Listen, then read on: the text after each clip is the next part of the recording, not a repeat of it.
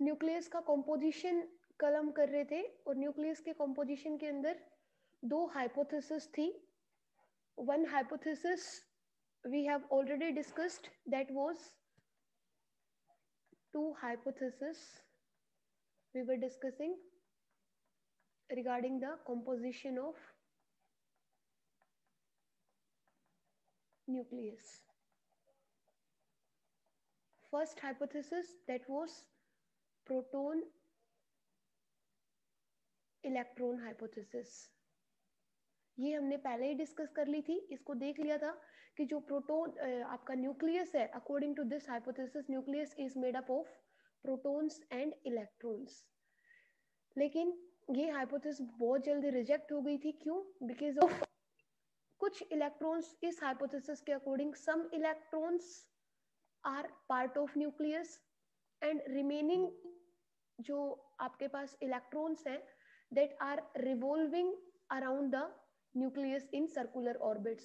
कुछ तो ऐसे हैं जो इस न्यूक्लियस के अंदर हैं, ठीक है, और जो रिमेनिंग है वो इस न्यूक्लियस के अराउंड सर्कुलर ऑर्बिट्स में क्या कर रहे हैं, रिवॉल्व कर रहे हैं, जो कि आपको पता है पॉसिबल नहीं है बिकॉज इलेक्ट्रॉन है वो दो जगह प्रेजेंट नहीं रह सकता.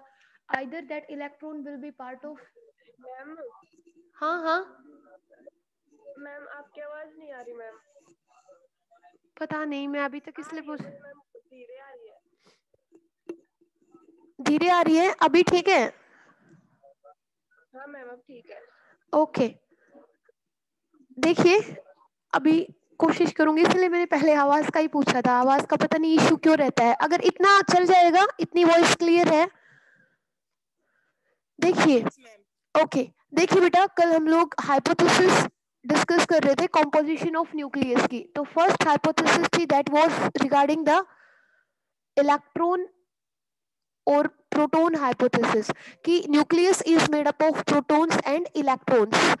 लेकिन ये हाइपोथेसिस बहुत जल्दी रिजेक्ट हो गई थी, you know, due to the some reasons, और some of out of those जो दो इंपॉर्टेंट सबसे रीजन थे वो ये थे कि इलेक्ट्रॉन जो है वो न्यूक्लियस का भी पार्ट है और इलेक्ट्रॉन, कुछ इलेक्ट्रॉन्स इस न्यूक्लियस के अराउंड सर्कुलर ऑर्बिट्स में रिवॉल्व भी करेंगे, जो कि पॉसिबल नहीं है. इसलिए फर्स्ट रीजन तो ये था.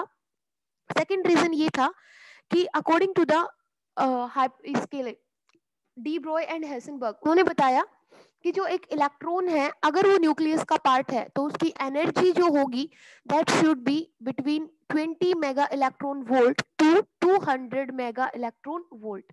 इतनी उसकी एनर्जी होनी चाहिए किसकी, इलेक्ट्रॉन की, to be the part of nucleus. But actual में जब देखा गया तो ये देखा गया कि जब electrons radio active elements radiation के अंदर जब एक इलेक्ट्रॉन एमिट हुआ तो उसकी जो एनर्जी थी that energy was ranging from 2 to 3 mega electron volts. तो एनर्जी एक्चुअल में इलेक्ट्रॉन की मिली 2 से 3 मेगा इलेक्ट्रॉन वोल्ट. लेकिन अगर उसको न्यूक्लियस का पार्ट होना है तो इलेक्ट्रॉन की एनर्जी कितनी चाहिए, 20 mega electron volt to 200 mega electron volt. तो इस चीज को भी ये हाइपोथेसिस एक्सप्लेन नहीं कर पाई थी. So very soon electron proton hypothesis, that means nucleus is made up of protons and electrons, ये क्या हो गई थी, रिजेक्ट हो गई थी. Now comes to the second hypothesis. Second hypothesis मैंने आपको बताया था, जो first hypothesis proton electron hypothesis आई थी तब तक neutron was not discovered, neutron की डिस्कवरी नहीं हुई थी.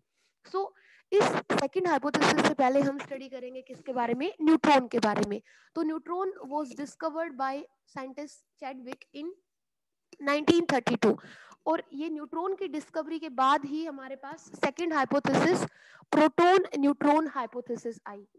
अब देखिए जो न्यूट्रॉन डिस्कवर हुआ वो कैसे डिस्कवर हुआ. न्यूट्रॉन डिस्कवर हुआ, चैडविक ने ये बताया कि जब बेरिलियम को हमने बम्बार्ड कराया या बेरिलियम को स्ट्राइक करवाया किसके साथ, बेरिलियम का बम्बार्डमेंट करवाया किसके साथ, अल्फा पार्टिकल्स के साथ, तो वहां पे देखा गया कि कुछ रेडिएशंस एमिट हुई, ठीक है.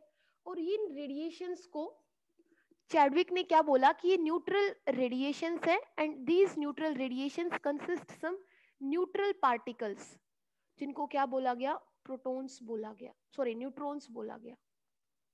फिर से सुनिए, चैडविक ने ये ऑब्जर्व किया एक्सपेरिमेंट से कि जब बेरिलियम को बम्बार्डमेंट कराया किसके साथ, अल्फा पार्टिकल्स के साथ, तो वहां पे कुछ रेडिएशंस भी एमिट हुई।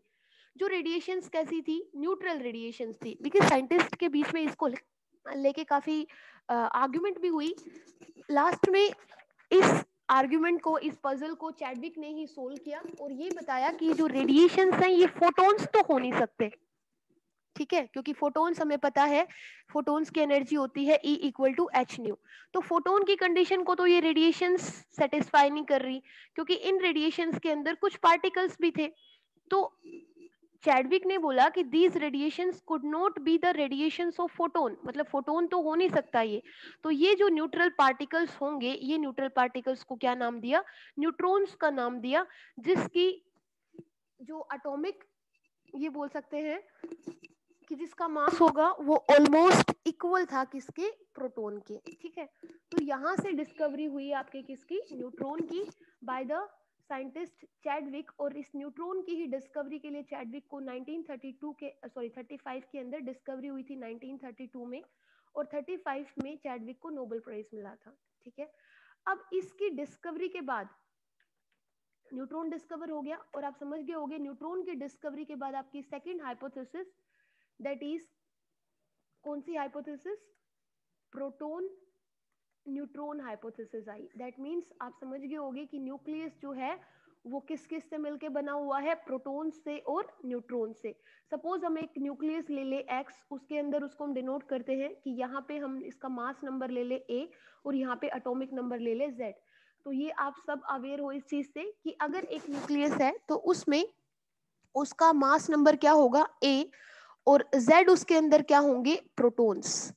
तो न्यूट्रॉन्स कितने हो जाएंगे, a minus Z, a minus Z क्या होंगे, न्यूट्रॉन्स होंगे। अब आपको पता है ये जो मास नंबर है इसका मतलब क्या है, न्यूक्लियॉन्स, प्रोटॉन्स प्लस न्यूट्रॉन्स। और प्रोटॉन्स के ही, क्योंकि हम सब जानते हैं कि एटम जो है वो क्या होता है, इलेक्ट्रिकली न्यूट्रल होता है। तो जितने प्रोटॉन्स होंगे उतने ही क्या होंगे आपके पास, इलेक्ट्रॉन्स होंगे। कोई डाउट इसमें, सबको पता है ये चीज। प्रोटॉन न्यूट्रॉन हाइपोथेसिस के according nucleus is made up of protons and neutrons, ठीक है। और ये हाइपोथेसिस वाज गिवन बाय हेसेनबर्ग। और इसके अंदर जो भी आपके पास फर्स्ट हाइपोथेसिस थी, प्रोटॉन इलेक्ट्रॉन, उसकी जो भी शॉर्टकमिंग्स रह गई थी उसको मतलब ओवरकम किया गया। और न्यूट्रॉन की डिस्कवरी के बाद एक न्यू हाइपोथेसिस दी गई regarding the structure of nucleus, कि जो न्यूक्लियस है that is made up of protons plus neutrons. तो अगर हम एक एलिमेंट ले ले जिसके न्यूक्लियस है x सपोज, तो उसका मास नंबर कितना है a, एटॉमिक नंबर कितना है z। तो a आपके पास मास नंबर है, z आपके पास एटॉमिक नंबर है। एटॉमिक नंबर क्या होता है, जितने नंबर ऑफ प्रोटॉन्स हैं उस एटम के पास, ठीक है। तो यहाँ से मास नंबर में से अगर हम z नंबर ऑफ प्रोटॉन्स को माइनस कर दे तो हमारे पास क्या आ जाएगा, नंबर ऑफ न्यूट्रॉन्स आ जाएंगे। याद है वहां पे हमने a माइनस जेड किया था, तो वहां पे आपके पास नंबर ऑफ इलेक्ट्रॉन्स आ रहे थे, तो यहाँ पे ये क्या होंगे, नंबर ऑफ न्यूट्रॉन्स होंगे। और because atom is electrically neutral, तो जितने प्रोटॉन्स हैं उतने ही क्या होंगे, z अगर प्रोटॉन्स हैं तो यही किसके इक्वल होगा, इलेक्ट्रॉन्स के भी इक्वल होगा। क्लियर है ना ये चीज। अगर सपोज हम गोल्ड न्यूक्लियस ले ले AU, इसका मास नंबर होता है 197 और एटॉमिक नंबर होता है 79। तो इसका मतलब ये 79 यहाँ पे क्या है, एटॉमिक नंबर है। एटॉमिक नंबर मैंने आपको बताया था किसके इक्वल होता है, जो न्यूक्लियस के ऊपर पॉजिटिव चार्ज है, और पॉजिटिव चार्ज का मतलब नंबर ऑफ प्रोटॉन्स होंगे आपके पास। तो यहां से Z 79 क्या हो गया, एटॉमिक नंबर मतलब नंबर ऑफ प्रोटॉन्स, ठीक है। और यही नंबर ऑफ प्रोटॉन्स की हेल्प से हम क्या निकाल सकते हैं, मास नंबर में से 179 में से, जैसे हमने यहाँ पे लिखा था, मास नंबर में से अगर हम Z माइनस कर देंगे तो क्या आ जाएगा, न्यूट्रॉन्स। तो 179 एटॉमिक मास है इसका, तो मास में से 79 मतलब नंबर ऑफ प्रोटॉन्स माइनस कर दो, वो आपके पास कितना आ जाएगा, नंबर ऑफ न्यूट्रॉन्स 118 क्या है, गोल्ड न्यूक्लियस के पास न्यूट्रॉन्स हैं। किसी को कोई डाउट यहाँ तक, केमिस्ट्री में सब स्टडी कर रखा है, आगे चले। स्क्रीन नहीं दिख रही सुधा?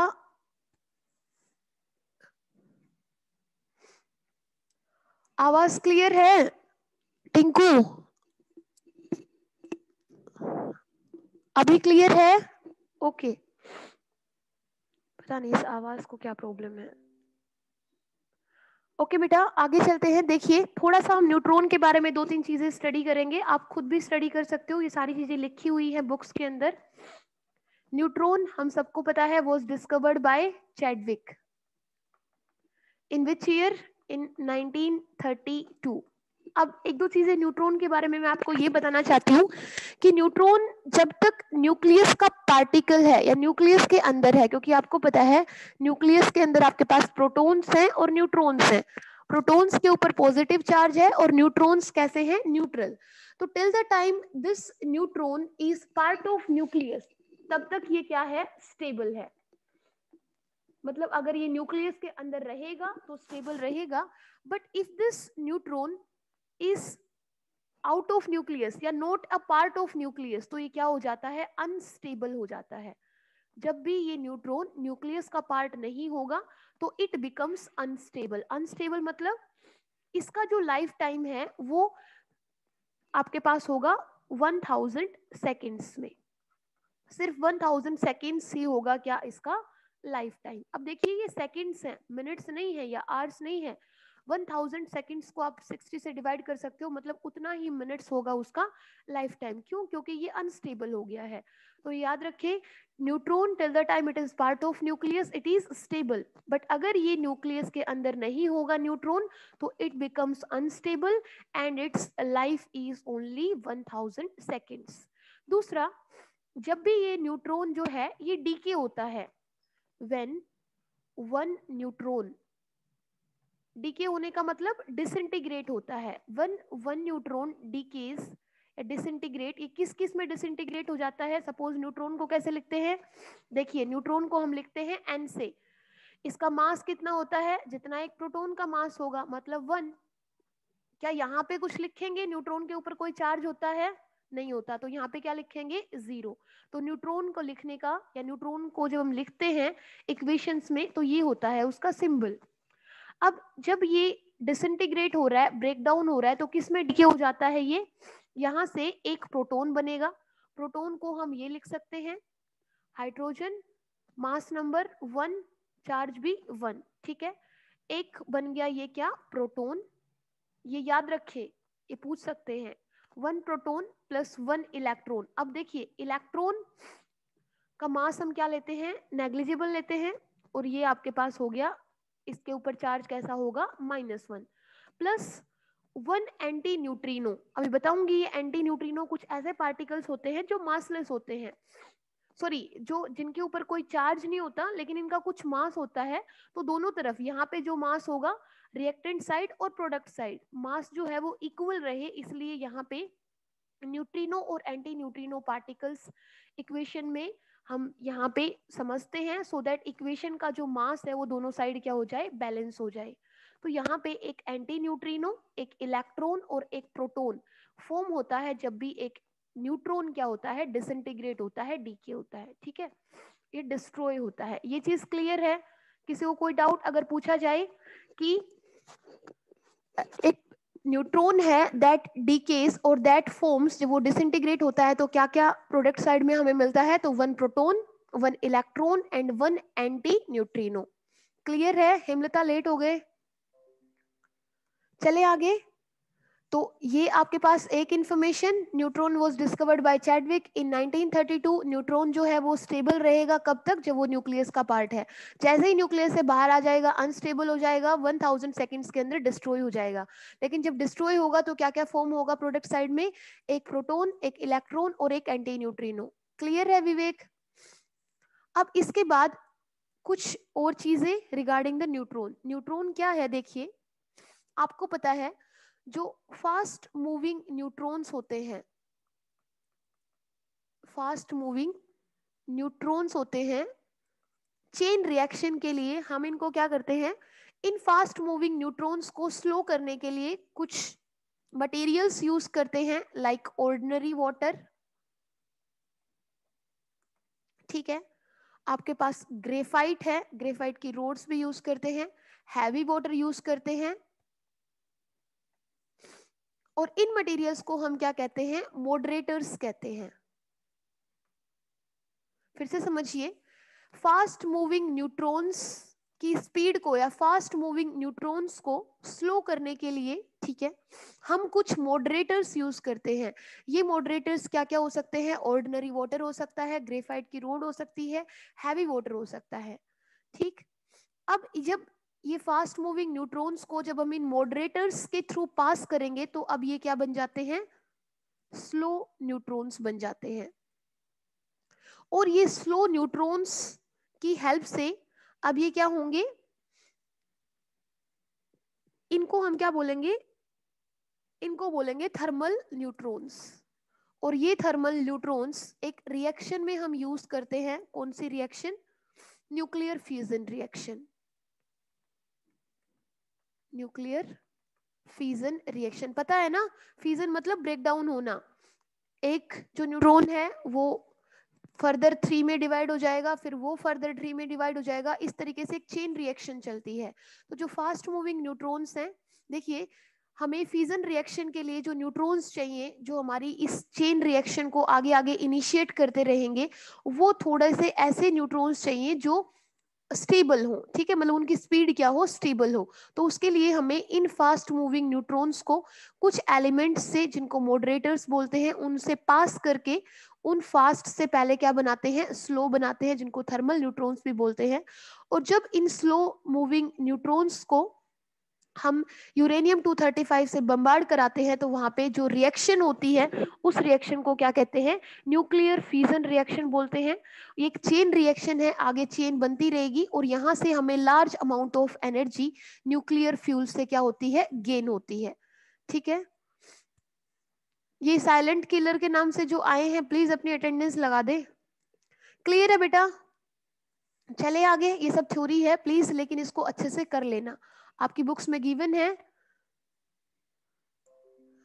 नेक्स्ट है आपके पास न्यूक्लियर साइज क्या होता है।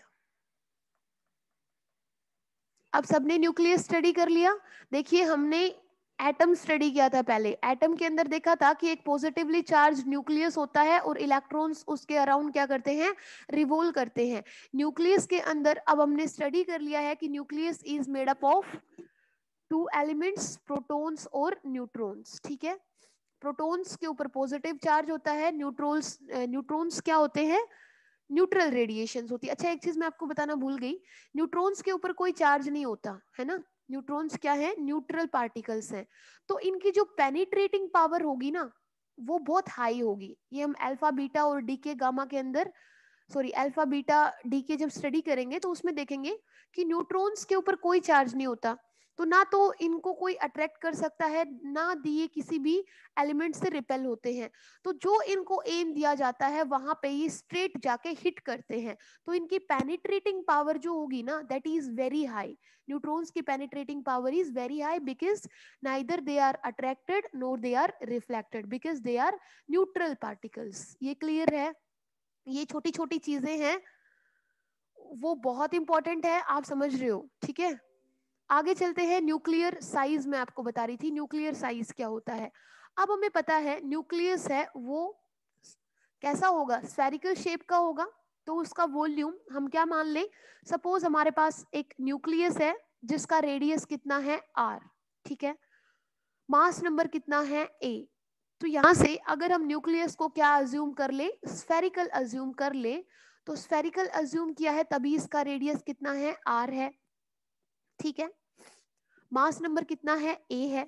तो क्या मैं लिख सकती हूँ इसका जो वॉल्यूम होगा वो कितना होगा, 4/3 पाई आर क्यूब, यही होगा।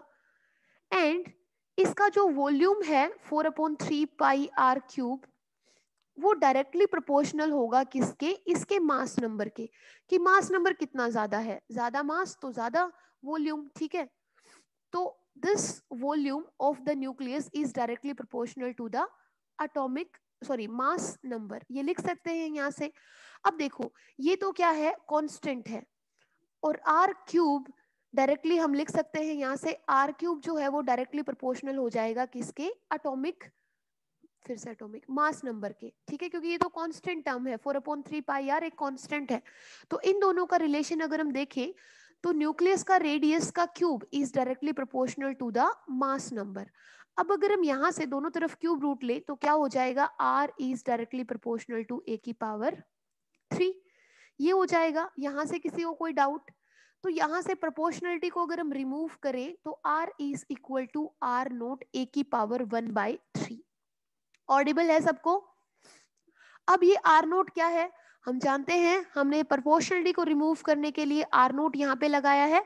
सो आर नोट एक कांस्टेंट है and this constant is known as empirical constant and its की वैल्यू इज, आर नोट की वैल्यू एक कांस्टेंट है and it is 1.2 into 10⁻⁻15 metre. तो यहाँ से हमारे पास आर क्या आ गया, आर नोट ए की पावर 1/3। तो ये क्या है, न्यूक्लियर साइज है। अब एक चीज देखो, जो न्यूक्लियर साइज है क्या वो सेम होगा सारे एलिमेंट्स के लिए या डिफरेंट होगा, बताएं आप लोग। सेम होगा या डिफरेंट होगा? ये देखो, ये तो एक कांस्टेंट है, आर किसके ऊपर डिपेंड कर रहा है, अगेन ए के ऊपर डिपेंड कर रहा है, क्योंकि ये तो हर एलिमेंट में सेम रहने वाला है आर नोट की वैल्यू, जो कि है 1.2 इंटू 10⁻⁻15। लेकिन हर एलिमेंट का मास नंबर क्या होगा, डिफरेंट होगा, और मास नंबर डिफरेंट होगा तो हर एलिमेंट के लिए, यस बेटा डिफरेंट होगा ये, क्योंकि ए चेंज होगा तो आर भी क्या होगा, चेंज होगा। इसलिए nuclear size for different elements will have, different elements will have different nuclear size। इसमें कोई डाउट किसी को? तो न्यूक्लियर साइज हर एलिमेंट का क्या होगा, डिफरेंट होगा, क्योंकि न्यूक्लियर साइज किसके ऊपर डिपेंड करता है, mass number of the element के ऊपर डिपेंड करता है। इसमें कोई डाउट किसी को? चले आगे। ओके, नेक्स्ट है न्यूक्लियर डेंसिटी। देखिए इन सब चीजों के ऊपर न्यूमेरिकल्स पूछे जाते हैं और इसमें आपको कंफ्यूज भी किया जाएगा। न्यूक्लियर डेंसिटी क्या होती है? अब हम सब जानते हैं डेंसिटी का फॉर्मूला क्या होता है, डेंसिटी को डिनोट करते हैं रो से। डेंसिटी का फॉर्मूला होता है हमारे पास mass of the element divided by volume. Suppose हम कोई एक एलिमेंट ले रहे हैं, उसका न्यूक्लियस है जिसका रेडियस कितना है, आर, ठीक है, और एम क्या है, यहां से आर तो हो गया किसी भी न्यूक्लियस का रेडियस। अब न्यूक्लियस जो आपको पता है प्रोटॉन्स और न्यूट्रॉन से मिलकर बना हुआ है, और प्रोटॉन्स और न्यूट्रॉन्स को हम क्या बोल सकते हैं, न्यूक्लियॉन्स बोल सकते हैं, ठीक है। अब इन सब को, जितने भी प्रोटॉन्स है और जितने भी न्यूट्रॉन्स है, इन सब का सम कर दे तो वो क्या आ जाएगा, न्यूक्लियॉन्स बन जाएंगे सारे। अब अगर इन सब में से एक न्यूक्लियॉन, इन सब में से सारे जो इसका मास नंबर है, इसमें से अगर हम एक न्यूक्लियॉन ले ले, मास ऑफ ए न्यूक्लियॉन, एक न्यूक्लियॉन का मास हम कितना ले ले, एम ले ले, ठीक है, और वहां पे ए क्या है, यहाँ पे मास नंबर है ऑफ द एलिमेंट। ये सब आप जानते हो, फिजिक्स केमिस्ट्री में आपने स्टडी किया है। ए उस एलिमेंट का क्या ले लिया, मास नंबर, आर क्या ले लिया, न्यूक्लियस का रेडियस, और स्मॉल एम क्या है, मास ऑफ ए न्यूक्लियन। तो हमें क्या चाहिए, सबसे पहले हम लिखते हैं वॉल्यूम ऑफ न्यूक्लियस क्या होगा। तो वॉल्यूम ऑफ न्यूक्लियस क्या होगा, 4/3 पाई, और रेडियस, रेडियस है आर, और उसका हम क्या ले लेंगे, क्यूब, ये हो गया। अब आर की वैल्यू अभी हमने निकाली थी, आर किसके इक्वल था, आर था आर नोट ए की पावर 1/3। क्या मैं इसको रिप्लेस कर सकती हूँ यहाँ पे, तो क्या बन जाएगा ये 4/3 पाई। अब देखो सपना ध्यान से देखना, आर नोट ए की पावर 1/3 है और इस पूरे का क्या है, क्यूब।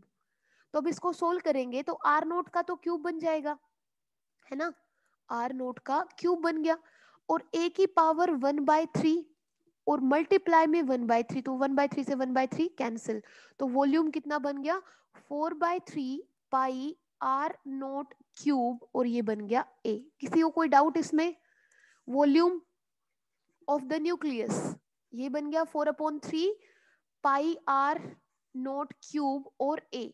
अब हमें क्या चाहिए, डेंसिटी निकालने के लिए वॉल्यूम मिल गया, मास, मास ऑफ द न्यूक्लियस चाहिए।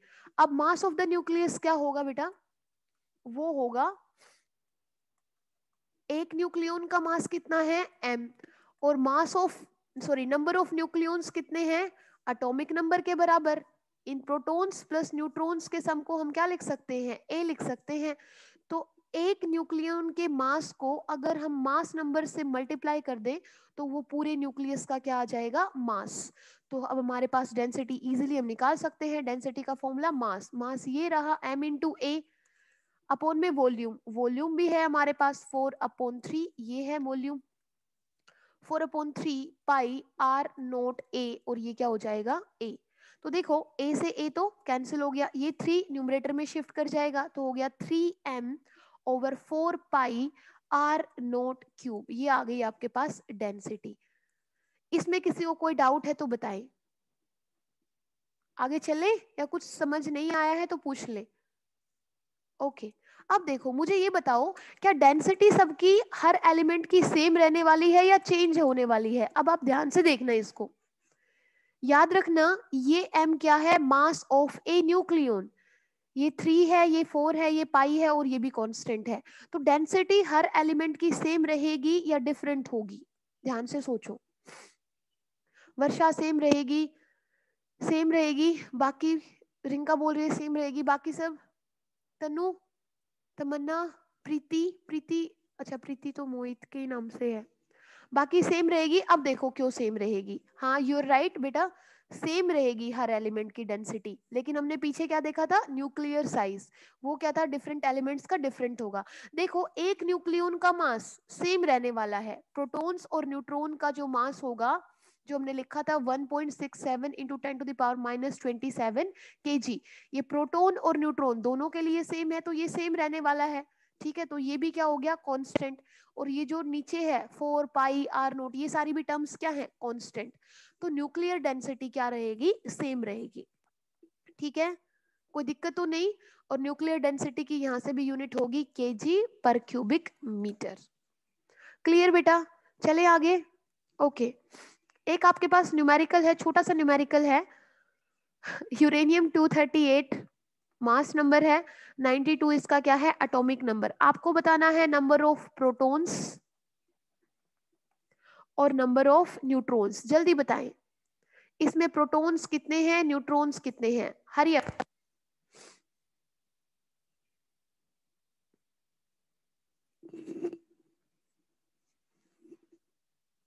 आ गया समझ। प्रोटॉन्स तो यही होंगे 92, ठीक है, और न्यूट्रॉन्स कितने होंगे, 238 में से 92 माइनस कर लेना, वो आ जाएगा। ठीक है, एक न्यूमेरिकल और करते हैं। न्यूमेरिकल है, obtain approximately the ratio of nuclear radii, ये सिर्फ कंसेप्ट समझाने के लिए करा रही हूं।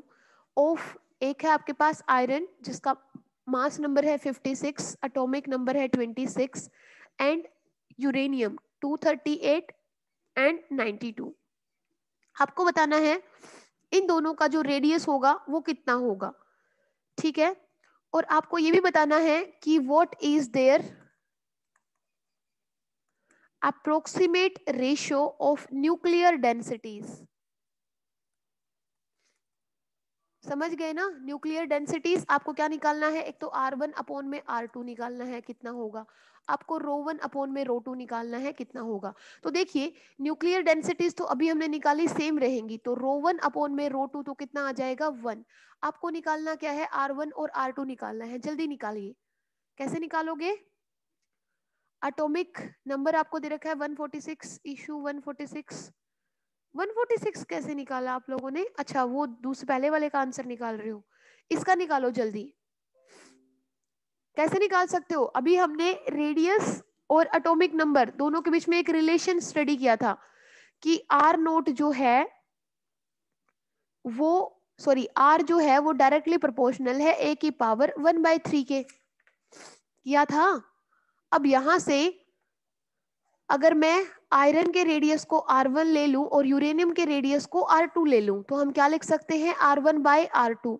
ठीक है, अब r1 is directly proportional to a, तो मतलब जो रेडियस है आयरन का वो डायरेक्टली प्रोपोर्शनल होगा इसके जो मास नंबर है उसकी पावर और उसका 1/3 है ना। ऐसे ही R2 जो है वो इसका जो मास नंबर होगा उसको हम A2 लिख ले तो उसकी पावर 1/3, यही फॉर्मूला लगेगा। R0 1/3 को कैसे सोल्व करें, 1/3 को क्यूब रूट ले बेटा। यहां से A1 आपके पास कितना है 56 है, ठीक है, और ये आपके पास कितना है 238 है, और इसका पूरे का क्या कर लीजिए 1/3। अब यहां से कुछ जो कटता है वो कट कट कर लीजिए और इसको सोल्व कर लीजिए, बस वही होगा आपका आंसर। क्लियर है कंसेप्ट, कोई डाउट तो नहीं है, ये सिर्फ मैथ्स है। आगे चले।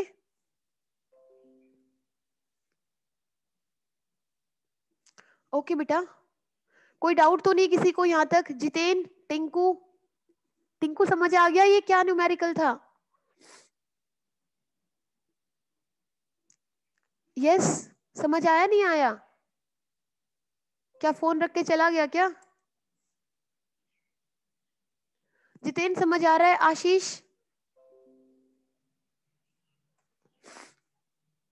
ओके, नेक्स्ट है आपके पास।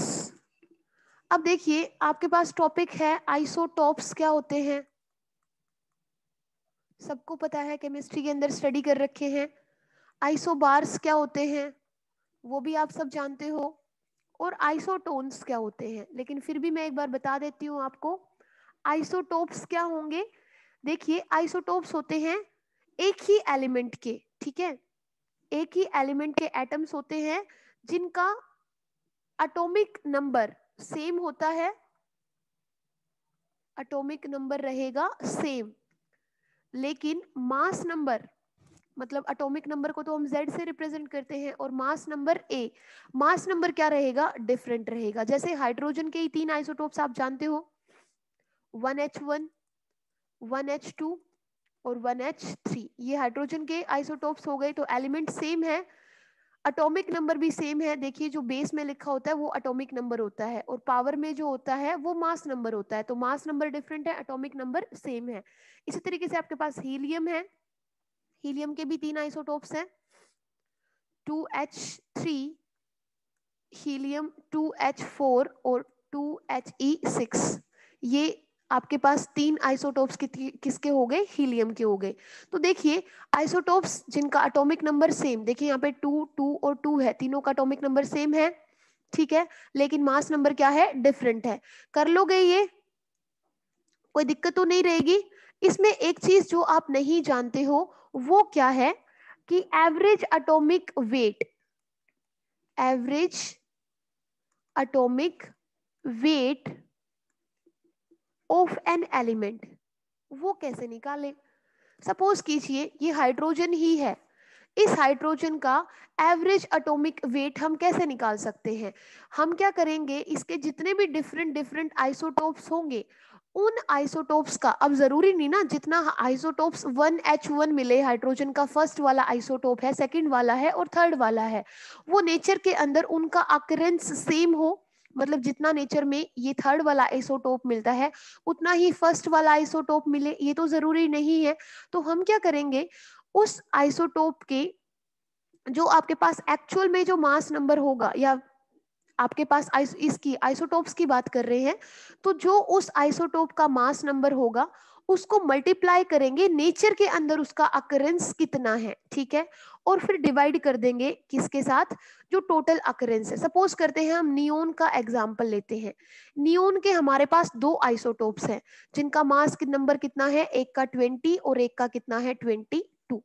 देखिए मैं निकालने की बात कर रही हूं average atomic weight of an element, ठीक है, यहाँ पे एलिमेंट हम क्या ले रहे हैं, नियोन ले रहे हैं, तो नियोन लिख देते हैं, ठीक है।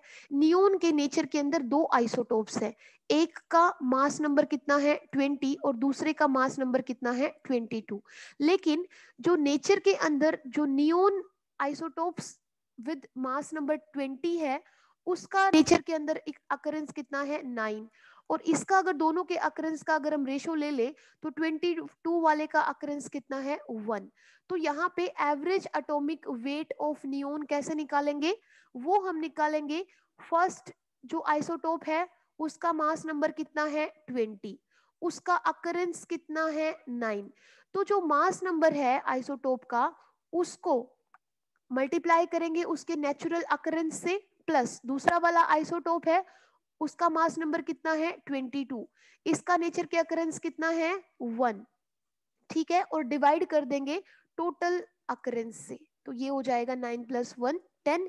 तो जो भी आपके पास आएगा ये हो जाएगा यहाँ से 180 + 22 और डिवाइडेड बाय 10। तो ये आपके पास आंसर आएगा 20.2। तो average atomic weight of neon कितना आ गया 20.2। इसमें किसी को कोई डाउट है? ऐसे ही अगर हाइड्रोजन के 3 आइसोटोप्स हैं तो हमें हाइड्रोजन एलिमेंट का एवरेज एटॉमिक वेट अगर निकालना है तो यहाँ पे हाइड्रोजन फर्स्ट आइसोटोप 1, इसका मास नंबर कितना है 1, जो भी इसका नेचुरल अकरेंस होगा सपोज 7 होगा, प्लस सेकंड का मास नंबर कितना है 2, इसका जो भी नेचुरल अकरेंस होगा सपोज 3, और थर्ड वाले का मास नंबर कितना है 3। देखो 7 और कितना हो गया 7, ये आपको 2 लेना पड़ेगा, 7 और 2 9, ये कितना बचा 1, और टोटल कितना हो गया सपोज 10, ये भी 10 ही हो गया। तो जो भी आपको गिवन होगा उससे नेचुरल अकरेंस से और आइसोटोप्स के मास नंबर की हेल्प से आप क्या निकाल सकते हो, एवरेज एटॉमिक वेट निकाल सकते हो। ये क्लियर है? हाँ, वो क्वेश्चन में मिलेगा आपको रिंग का, वो सब आपको क्वेश्चन में मिलेगा, डोंट वरी। आपको तो सिर्फ ये समझना है, कंफ्यूज मत हो जाना कि ये एवरेज एटॉमिक वेट को हम निकाले कैसे। तो जो मास नंबर है मल्टीप्लाइड बाय उसका नेचुरल अकरेंस, ठीक है, जितने भी आपके पास आइसोटोप्स है उनका सबका मास नंबर का sum multiplied by their natural occurrence divided by total natural occurrence. Clear बेटा? ओके, आगे चलते हैं। देन आपके पास था आइसोबार्स। आइसोबार्स आप सब समझते हो।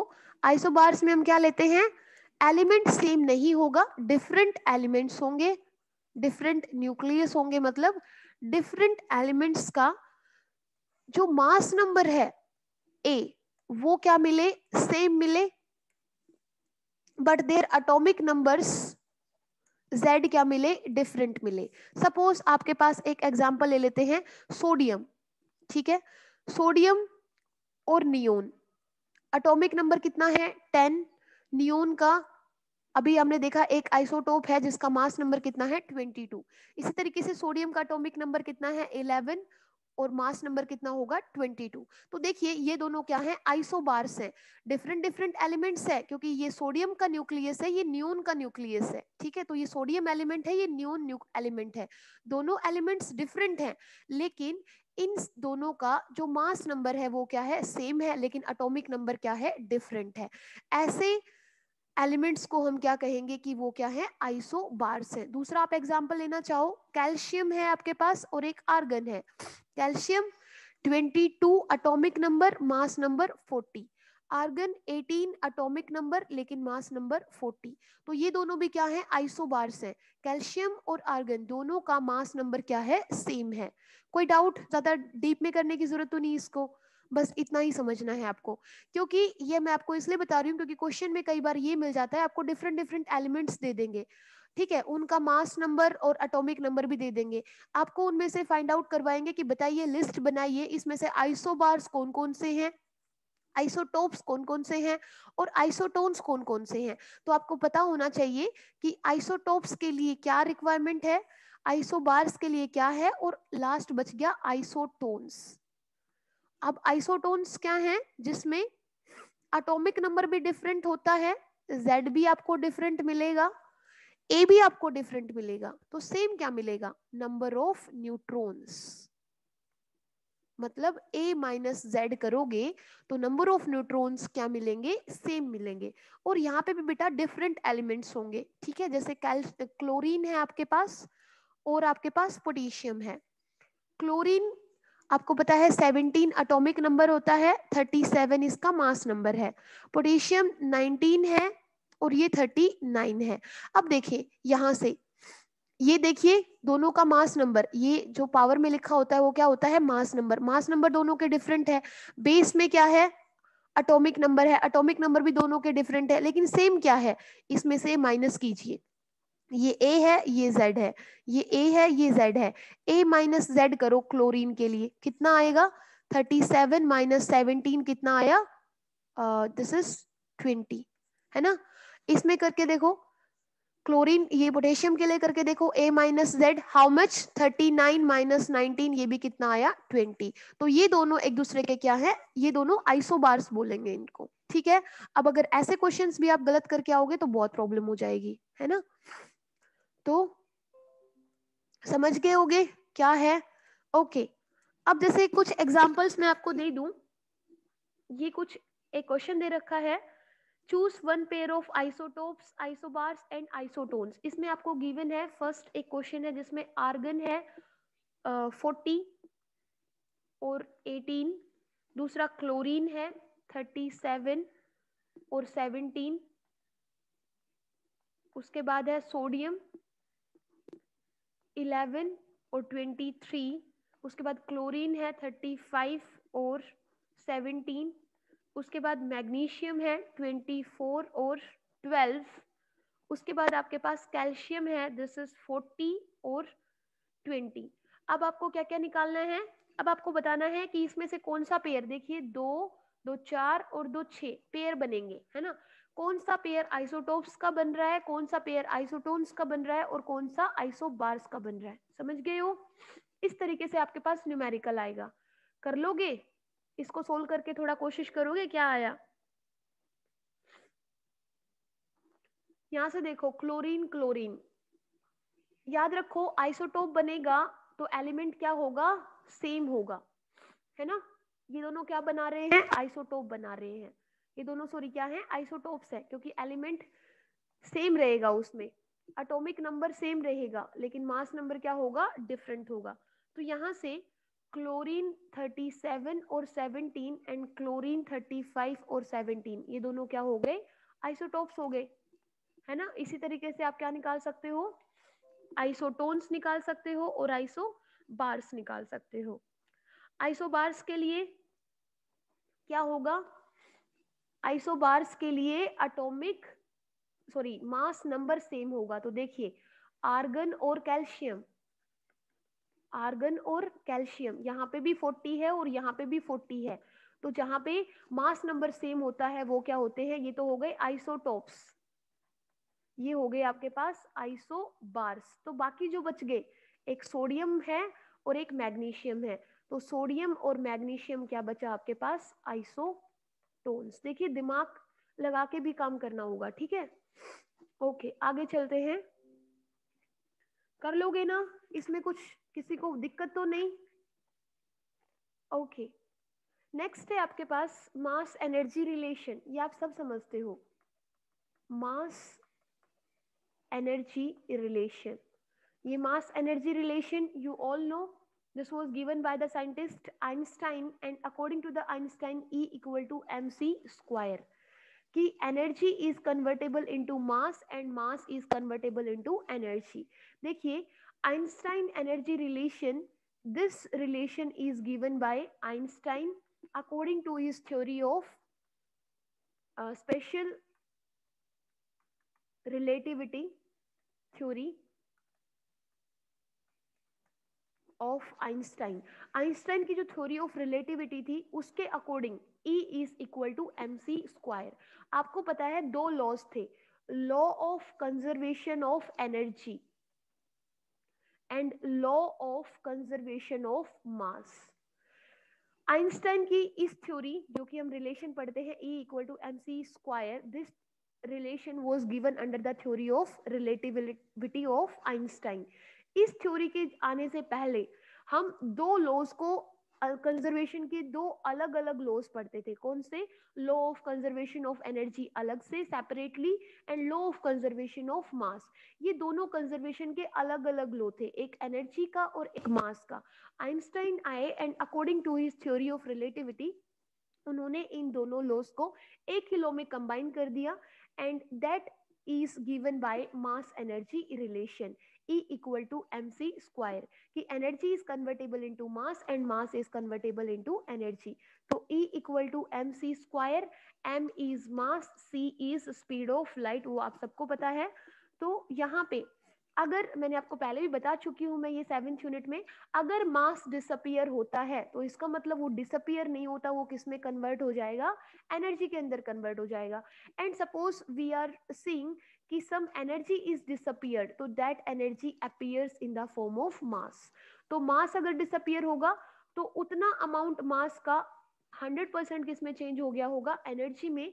और एनर्जी अगर कम हो रही है तो that energy has been converted into mass. तो ये आपके पास क्या है, मास एनर्जी रिलेशन है। कोई डाउट किसी को? नो? चले आगे। तो ये आपके पास लॉ है, law of conservation of mass energy, according to which some of mass energy of a system of particles remains same after and before an interaction। कि जो मास और एनर्जी का जो सम है किसी भी एक सिस्टम का, और आपको पता है सिस्टम किससे फॉर्म हुआ है, पार्टिकल्स से, तो किसी एक सिस्टम का जो मास और एनर्जी का सम है वो मिलके हमेशा क्या होता है, कांस्टेंट रहेगा। ठीक है बेटा। अब कल हम स्टडी करेंगे, या थोड़ा सा मैं आपको आज ही बता देती हूँ सो दैट कल हमारा ज़्यादा टाइम वेस्ट ना हो। यहाँ पे हम एक नया कंसेप्ट स्टडी करेंगे that is known as nuclear binding energy. ठीक है। अब न्यूक्लियर बाइंडिंग एनर्जी क्या होती है? न्यूक्लियर बाइंडिंग एनर्जी, कल प्लीज कोई क्लास मिस मत करना, जिनकी क्लास आज स्किप हो गई है वो भी बता दें कि कल की क्लास इंपॉर्टेंट है। इसके ऊपर हम एक कर्व को कल स्टडी करने वाले हैं। वो कर्व कैसा होगा? ठीक है, ऐसा एक कर्व होगा, डिफरेंट डिफरेंट एलिमेंट्स की जो बाइंडिंग एनर्जी होगी पर न्यूक्लियन, वो हम स्टडी करेंगे। तो थोड़ा सा अगर मैं आपको एक आइडिया बता दूं बाइंडिंग एनर्जी का, तो बाइंडिंग एनर्जी क्या है?